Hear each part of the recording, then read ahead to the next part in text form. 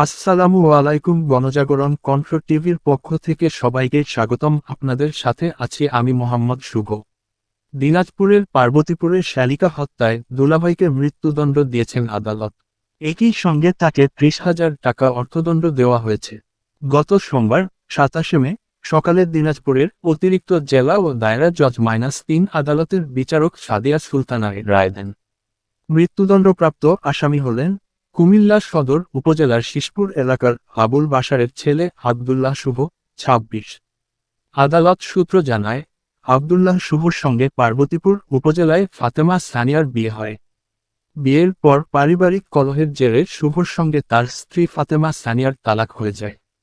তালাকের পরও 2018 সালে 29 জানুয়ারি পার্বতীপুর উপজেলায় ফাতেমা সানিয়ার বাসায় যান শুভ।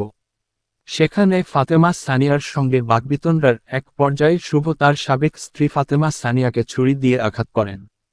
এ সময় বোন মর্জিনা আক্তার ঠেকাতে গেলে মর্জিনাকেও কুপিয়ে গুরুতর আহত করেন শুভ। আহত অবস্থায় ফাতেমা ও মর্জিনাকে পার্বতীপুর উপজেলা হাসপাতালের নিলে চিকিৎসক মর্জিনাকে মৃত ঘোষণা করেন। এ সময় স্থানীয়রা শুভকে আটক করে পুলিশে দেন। এ ব্যাপারে সাবেক স্ত্রী ফাতেমা সানিয়া বাদী হয়ে পার্বতীপুর থানায় মামলা করেন। মামলায় সাক্ষ্য প্রমাণ শেষে বিচারকের রায় দেন। মামলাটি রাষ্ট্রপক্ষে পরিচালনা করেন এপিপির রণজিৎ বাবু ও আসামি পক্ষে ছিলেন অ্যাডভোকেট খলিলুর রহমান। বিষয়টি নিশ্চিত করে দিনাজপুর কোর্ট পুলিশ পরিদর্শক এ কে এম লিয়াকত আলী জানান, আসামিকে জেলহাজতে পাঠানো হয়েছে।